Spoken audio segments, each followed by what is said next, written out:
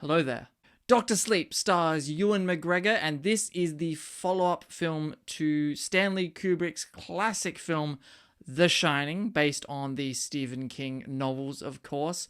Have you guys seen Doctor Sleep? What have you thought about Doctor Sleep? Make sure you jump down into that comment section and leave me a comment so we can carry on talking about Doctor Sleep. And if you guys haven't been here before, make sure you hit that subscribe button and ring that notifications bell so you never miss out on my take on all things movies. So this was a film I was getting actually kind of excited for because I really like the trailers and I'm a huge fan of both Ewan McGregor and Rebecca Ferguson, as well as the director Mike Flanagan. He's directed some nice little movies in the last number of years. And of course, this being a highly anticipated sequel to The Shining. Of course, I didn't even know that Stephen King had written a sequel book to The Shining, but apparently he had. So now there's a movie adaptation, and I think that this film is going to please a lot of hardcore Shining fans. So what I will say first of all is that I definitely like this film. This film is a good film in my opinion. I don't love this movie, but I did like this film, and I think I appreciate what this film tries to do, and I definitely think it's a well-made,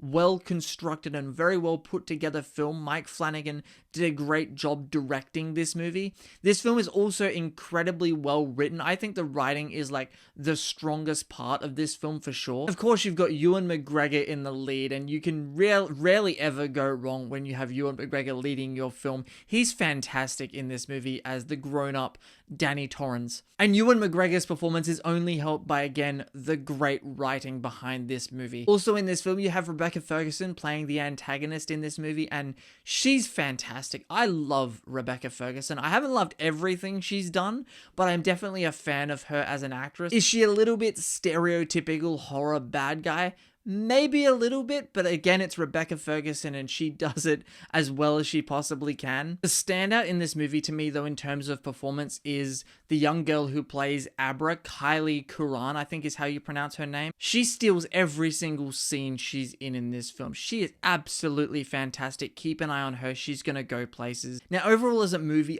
I liked Doctor Sleep, as I said right at the beginning. I liked this film. I don't love it, and there are a couple of reasons as to why I don't love it as much as I think some other people are actually really enjoying it. Like my friend who I was with really enjoyed the movie, and I'm glad that he did. But I think for me, some of the weaknesses of the film definitely come down to its pacing, and whether that's a result of the movie sticking perhaps too close to the book, I'm not sure. I haven't read the Doctor Sleep novel myself. But whether it's a result of that or whether it's a result of directing or editing, I'm not sure. But I think there is at least 20 minutes to this movie that probably could be lifted out, just here, moments here or there, 30 seconds here, 20 seconds there, that could be lifted out of the film. And overall, I think shortening up the movie by about 20 minutes would have given the film a bit more cadence and a bit more pace to it. Because the first act of this movie, I think, really kind of overstays its welcome. I think the biggest contributor to those pacing issues is probably the fact that they probably cut away to Rebecca Ferguson's character and what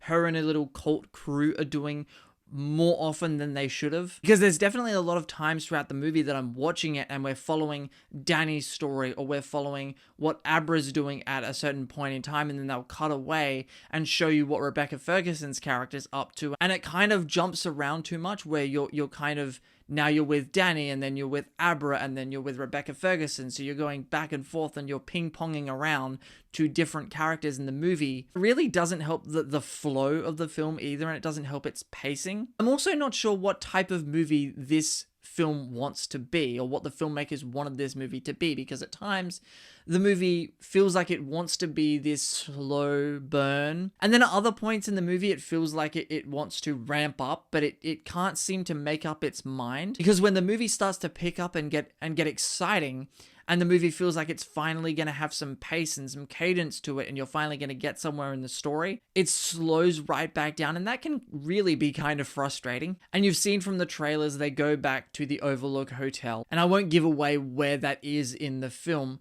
but that whole scene, that whole time they spend in the hotel, for a lot of it, I had a lot of fun with that.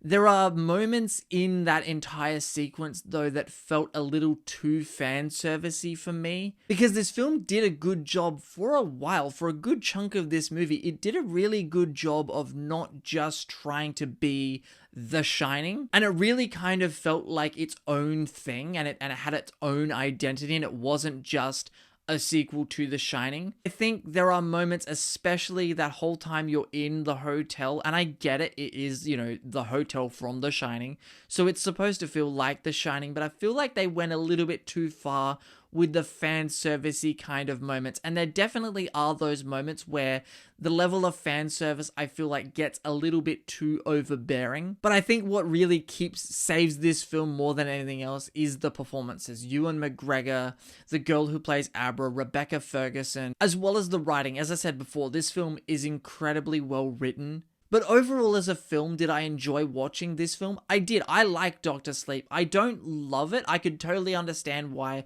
some big horror buffs, some big Shining enthusiasts would really enjoy this film, but I can also see why people who are a fan of either the film or the book, not necessarily both, could swing either way and either really love it or really hate it, depending on if you're a book fan or a movie fan. But I'd be very interested to know what you guys think of Dr. Sleep if you've seen it. Make sure you jump down in the comment section below. Let me know your thoughts. Let's carry on the discussion right down there. Thank you very much for watching this review, guys. Hope you enjoyed it. If you did, hit that subscribe button. Ring that notifications bell so you never miss out on my take on all things movies. My name is Tom. Stay shiny.